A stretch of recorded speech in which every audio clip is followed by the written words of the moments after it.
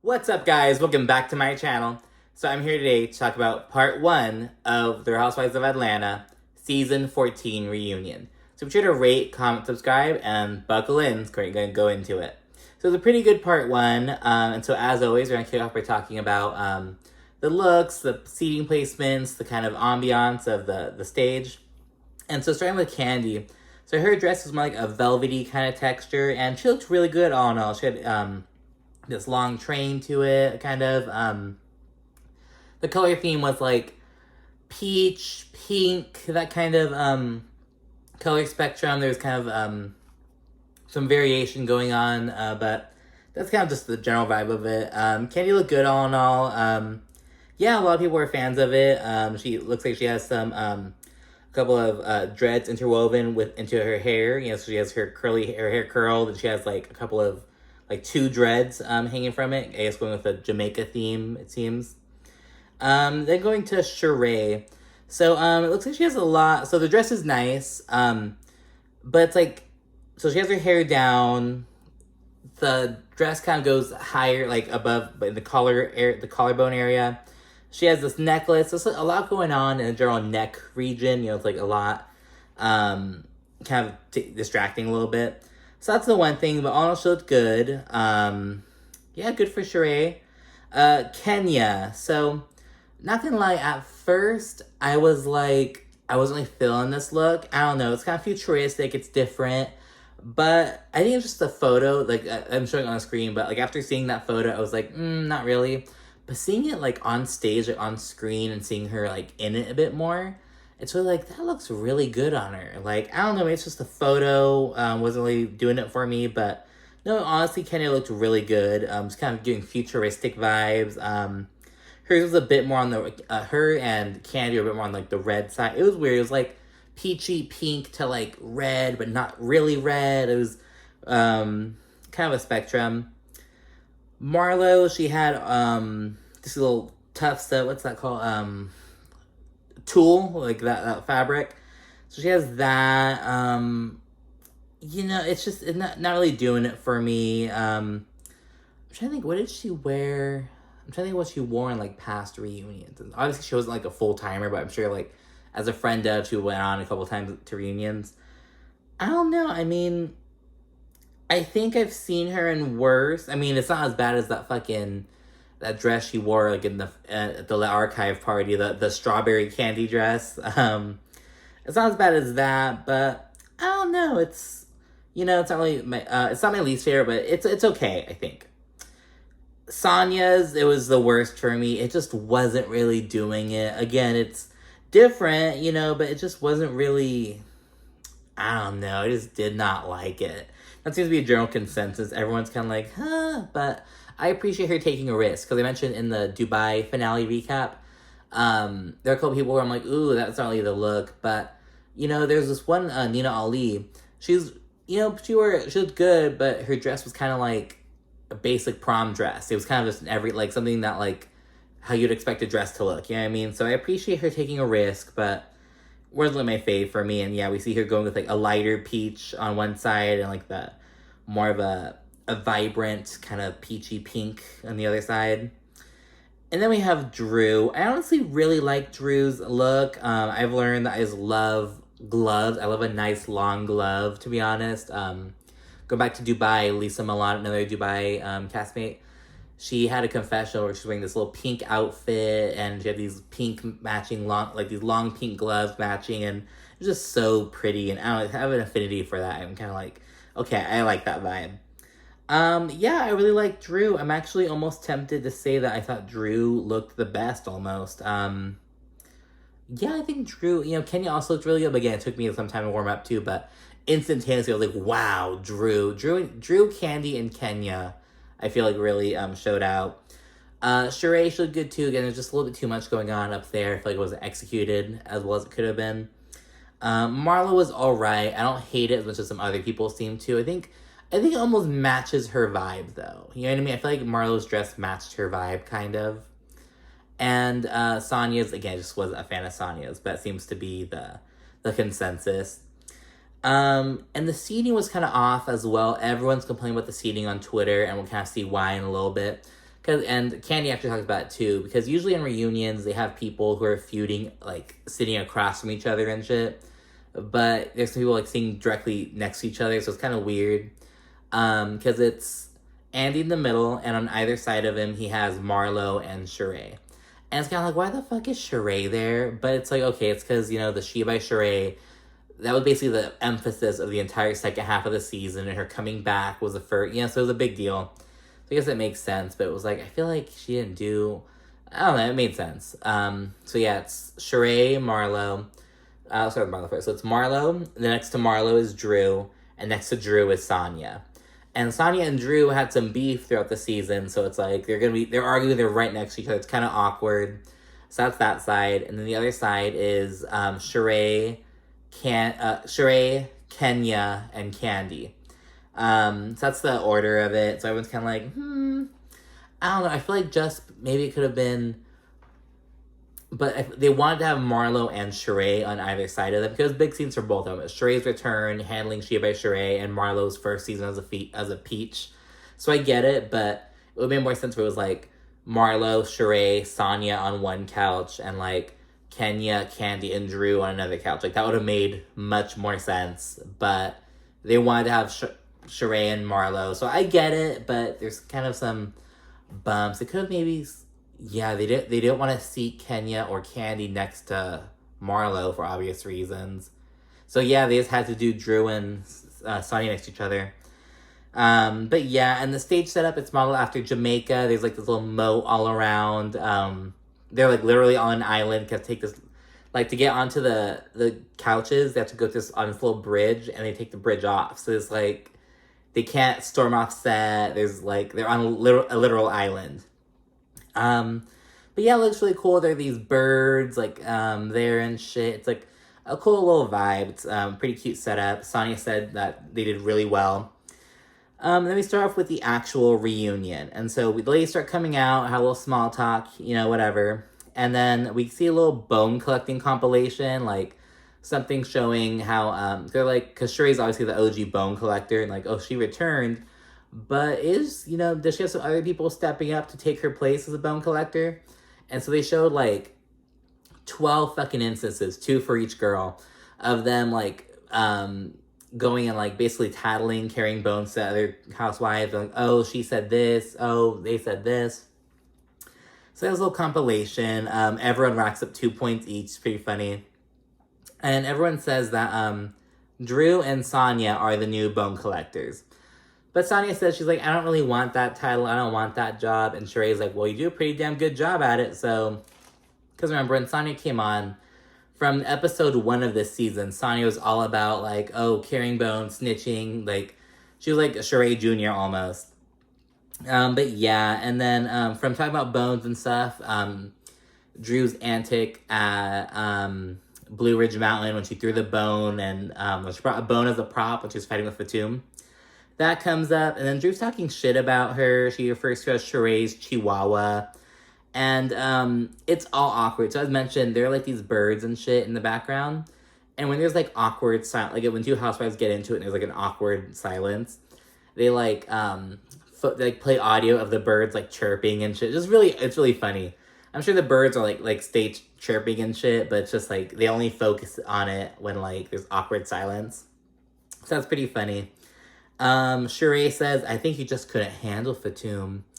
And Drew, I did handle her. Shereé disagrees. It's just so funny. It's like, this girl's not even on the show. But I will say, Shereé does seem hot and bothered that her friend Fatum is not on the show. I'm sure Shereé like had these plans of bringing her on. She would have stayed as worked her way onto the show. But no, she went down the Fallon route. Fallon Guabadia Pina, is that her last name? Yeah. And then Drew and Shereé, they go back and forth about Anthony, the assistant, the assistant they allegedly share. Shereé says she'll call him up. She's like, I'll call Anthony right now. And he's like, no, I don't really want to call him. Like, he's like, he's gotten enough, like, clout from his inclusion on the show so far. Like, I'm not dealing with it. And then they focus on Drew's beef with Sanya, which is really weird because, again, they're sitting right next to each other. And they go back and forth and shit. Drew says some bullshit like, you're a great runner, but outside of that, I don't know what else is there. And it's like, okay, Drew, okay, Miss not known outside of the game. You know what I mean? Like, what else has Drew Sidora, like, starred in? Like, for real, for real. Which is weird because she played herself on the game. So that implies that she was already known. I don't. Am I the one? Like, am I the one who's out of the loop? Like, I don't know. It's all I know of Drew Sidora. And Sanya, she said, someone who mentioned that.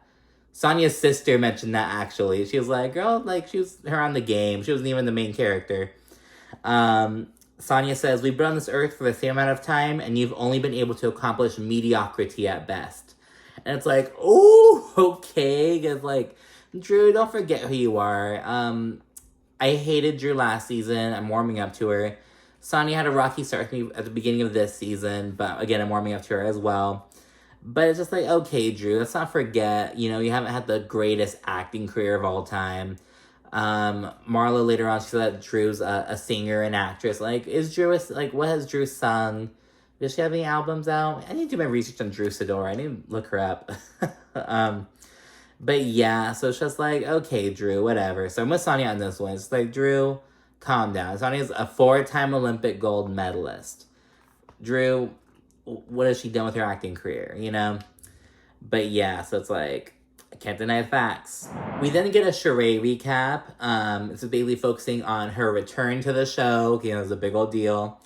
The stuff with Tyrone, just all that whole storyline, her getting ditched in Philly, Prison Bay, him coming back. And of course, the She by Shereé launch.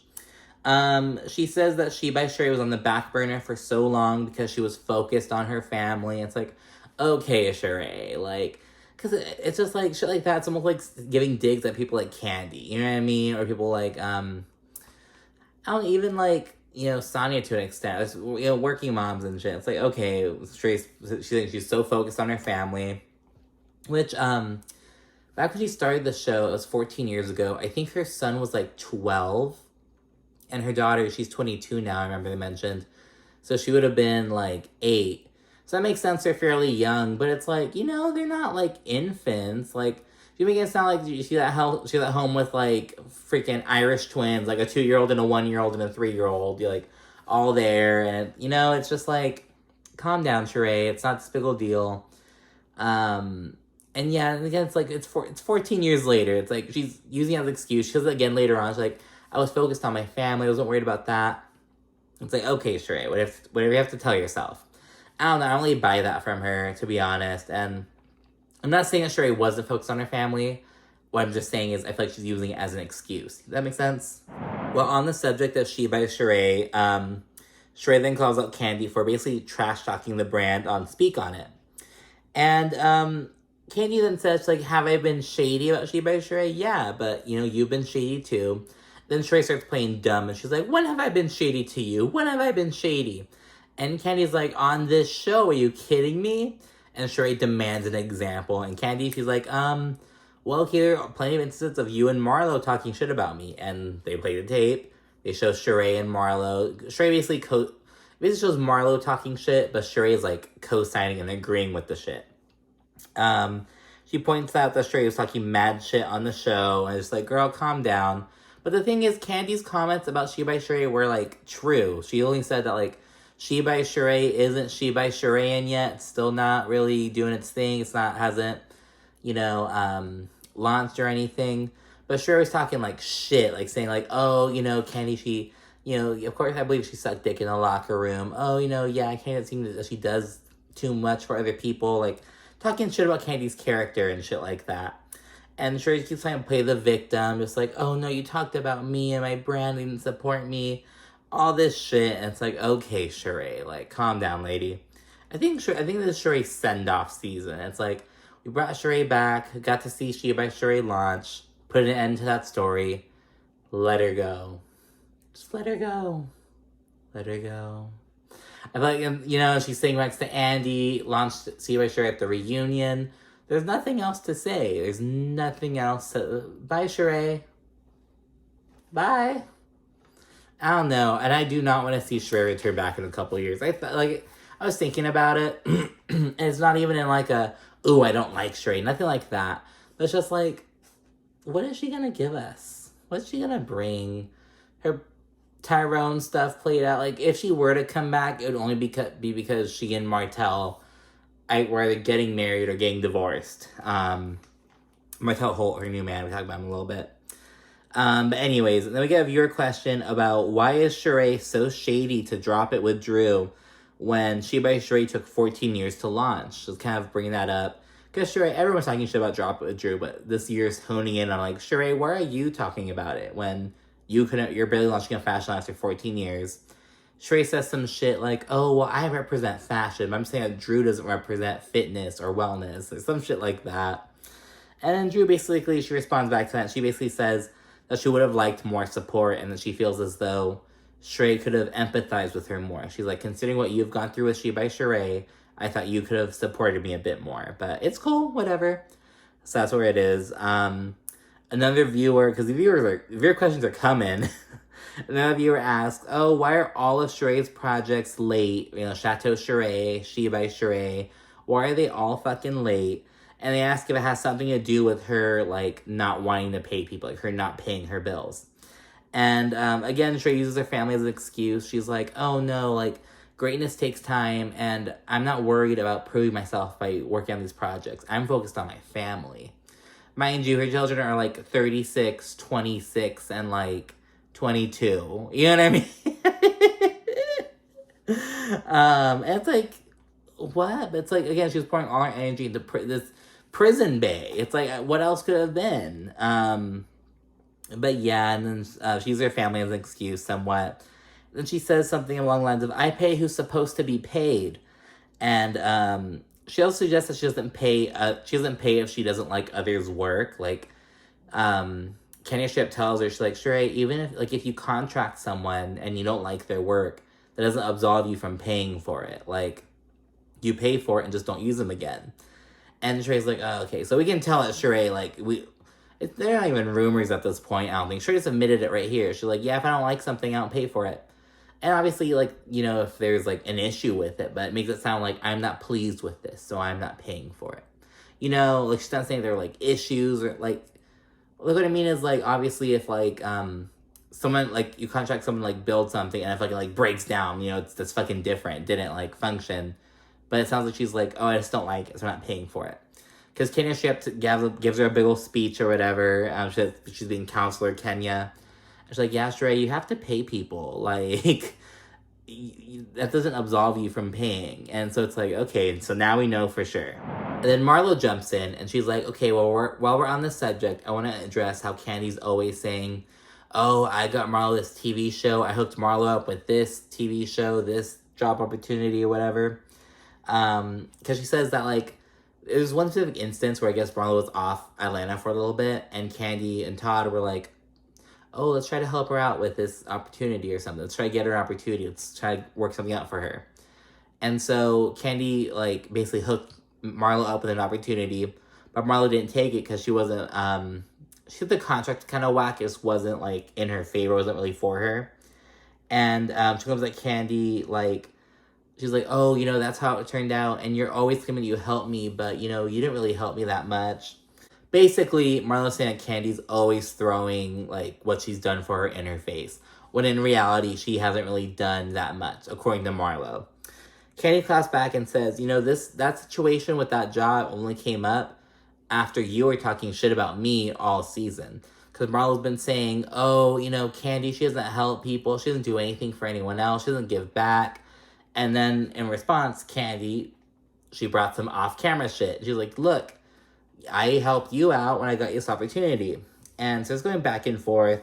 Marlo says that it was Todd who helped, not Kandi.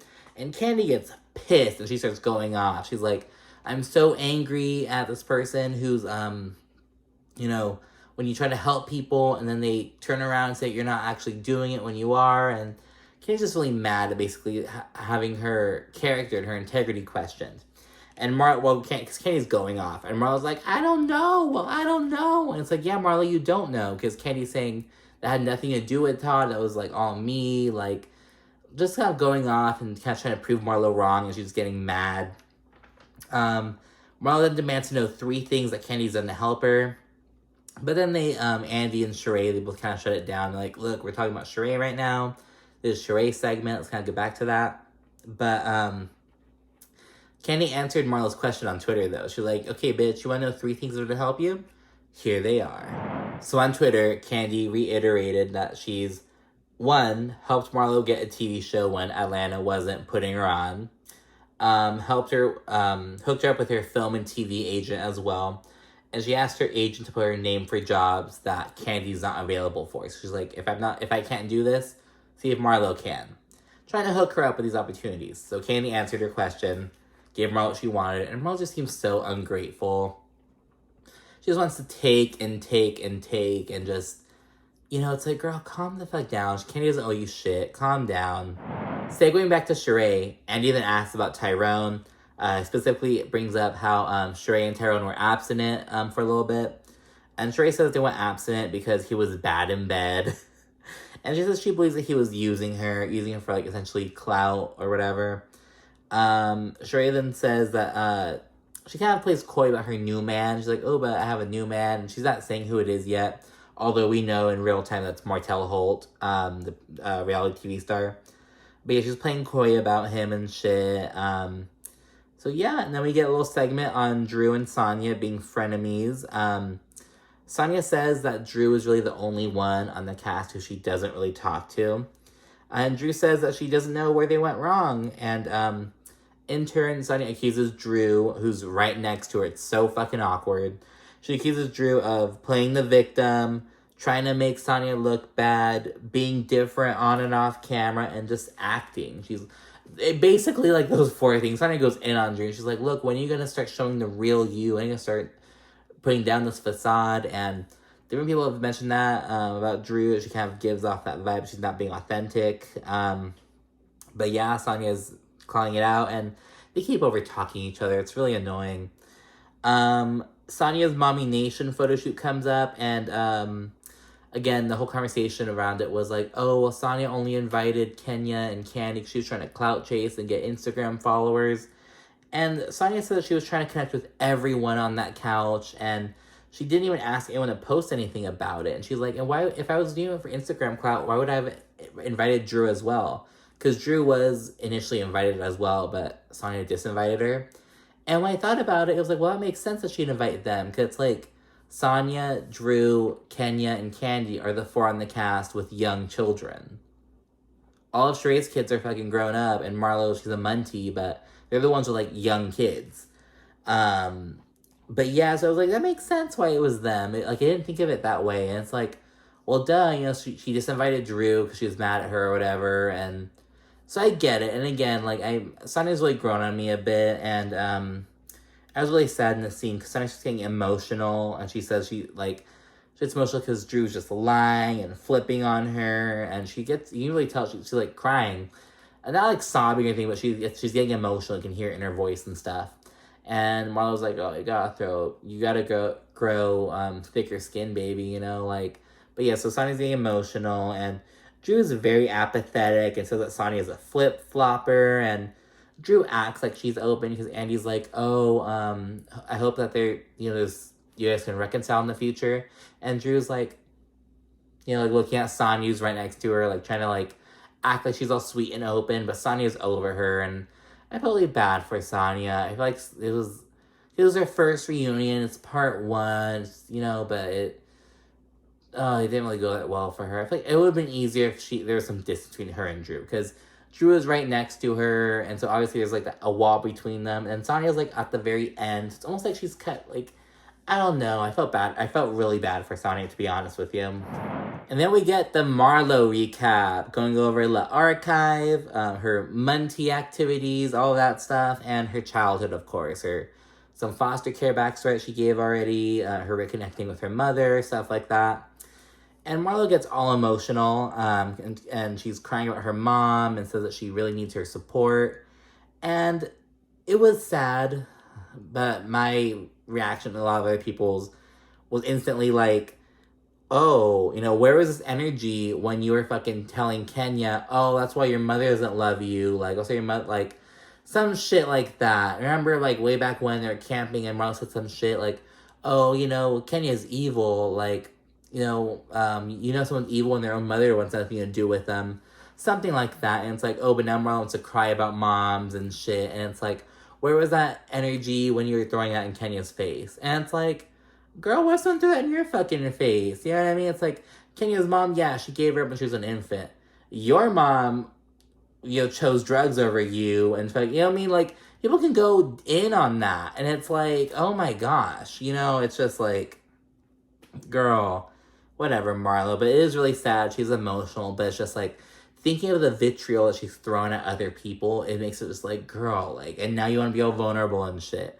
When you would be so quick to exploit these vulnerabilities in others. And yeah, Marlo discusses running away when she was 10 because her mom was abusing her. She talked about going to foster care and always being bouncing around for like 5 different homes, as she mentions. And she said she was always judged because of her past. Again, from the beginning, it was like, oh, Marlo, all these mug shots. As Kenya mentioned earlier this season, Marlo's an ex-con and an icon. And so she kind of speaks on that. She's really emotional. Andy then asked Kenya if Marlo was the housewife that she expected her to be, because we kind of segued talking about how this is Marlo's first season as a full-time peach holder. And Kenya says no, and she explains that instead of showing that she actually has a big heart and that she's a good friend and whatever, she went the opposite way, and Kenya said she was disappointed in the outcome of it. Because basically Marlo could have totally flipped the script, but she's doing the exact same bullshit, Then Marlo proceeds to reminisce about her and Kenya having good times earlier in the season before they started. Basically, it went downhill when Marlo was accusing Kenya of being a liar and lying about being sick or whatever. So yeah, Marlo reminisced about the good times they had, and then Kenya's quick to give a reality check. She's like, and then you weaponized my vulnerabilities afterwards. She brings up that Marlo was always so quick to throw Mark in her face, to be like, oh, Mark, your baby daddy, your husband, like, just trying to always talk shit with that, because she knew that was something that would hurt Kenya. And she brings that up, and then Andy then asks Marlo about her issues with men, and she gets emotional, reflecting on what she's been through. She says she's never had an emotionally and sexually fulfilling relationship before.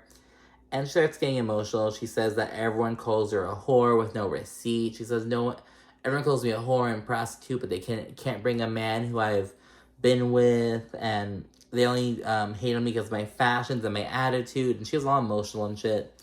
But Kenya disagrees. She just says, I disagree with that. That's not true.